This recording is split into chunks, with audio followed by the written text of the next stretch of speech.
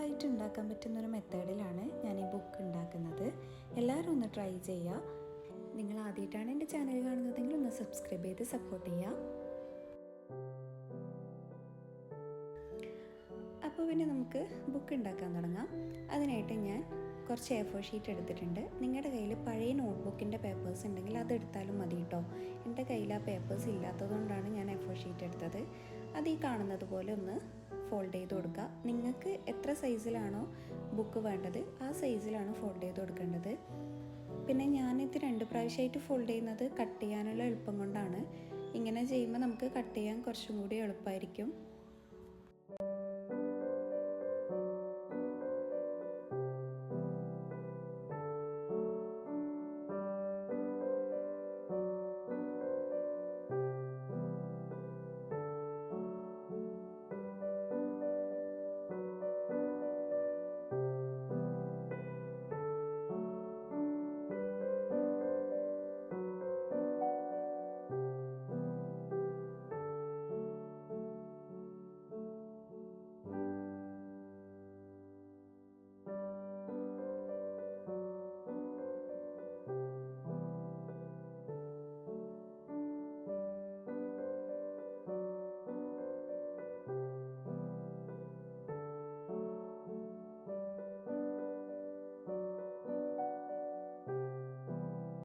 അങ്ങനെ നമ്മുടെ പേജസ് ഇവിടെ റെഡി ആയിട്ടുണ്ട്.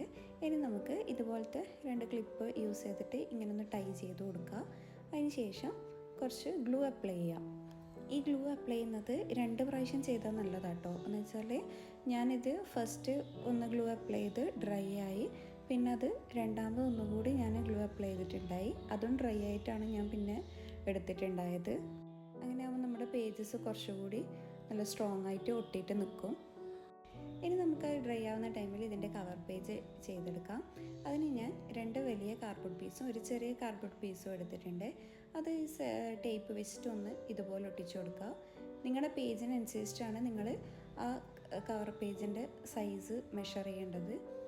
എന്നിട്ട് ഞാൻ ഇതുപോലെ 2 A4 ഷീറ്റ് എടുത്തിട്ടുണ്ട്. 2 A4 ഷീറ്റ് എടുത്തത് എൻ്റെ കയ്യിൽ ഇതിൽ വലിയ പേപ്പേഴ്സ് ഇതിൽ ഒട്ടിച്ചു കൊടുക്കാനില്ലാത്തതുകൊണ്ടാണ്.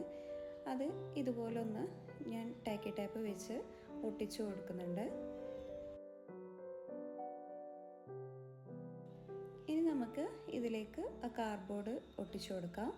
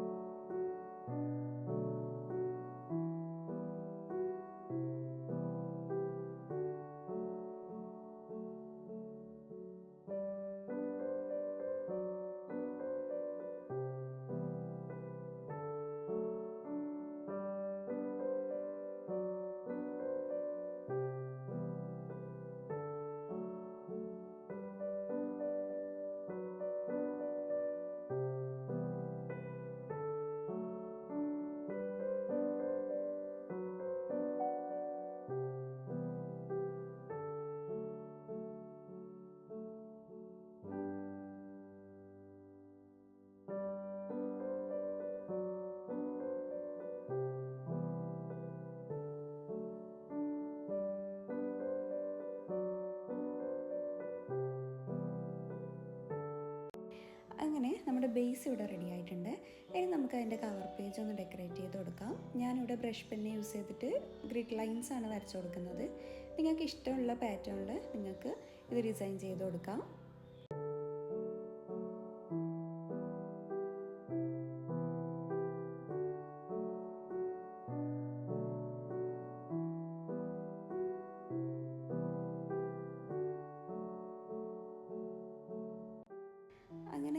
എല്ലാം ചെയ്തെടുക്കുന്നതിൻ്റെ ഇടയിൽ നമ്മുടെ പേജസ് ഇവിടെ ഡ്രൈ ആയി വന്നിട്ടുണ്ട്. ഇനി നമുക്ക് ഇത് ഈ ബേസിലേക്ക് ഒന്ന് ഒട്ടിച്ചു കൊടുത്താൽ മതി.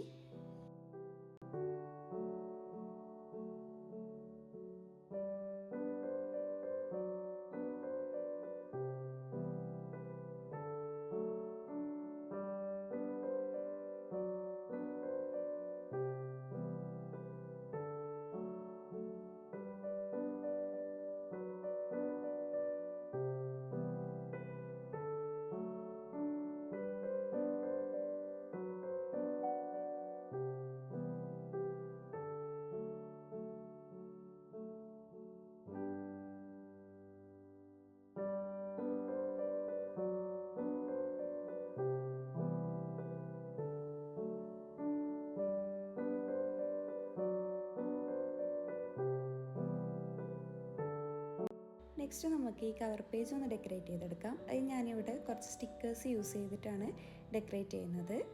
ഇത് നമ്മൾ ജേർണലിന് യൂസ് ചെയ്യുന്ന സ്റ്റിക്കേഴ്സ് തന്നെയാണ് ഞാനിതിൽ യൂസ് ചെയ്യുന്നത്. എന്തായാലും നമ്മളൊരു ജേർണൽ ബുക്കാണല്ലോ ഉണ്ടാക്കുന്നത്, അപ്പോൾ ഈ സ്റ്റിക്കേഴ്സ് തന്നെ ഒട്ടിച്ചു കൊടുക്കാം.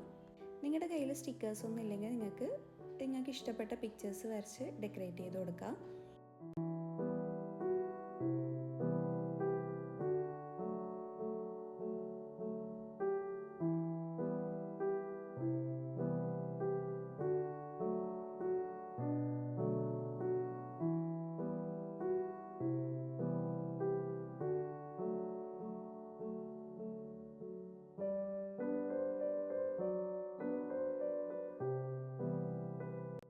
നെക്സ്റ്റ് ഞാനൊരു പേപ്പറിൽ മൈ ജേർണൽ എന്ന് പറഞ്ഞിട്ട് എഴുതിയിട്ട് ഇതുപോലെ ഒട്ടിച്ചു കൊടുത്തിട്ടുണ്ട്. അപ്പോൾ നമ്മൾ താഴെ ഭാഗം എന്തോ ഒരു ഫില്ലാവാത്ത പോലെ എനിക്ക് തോന്നി.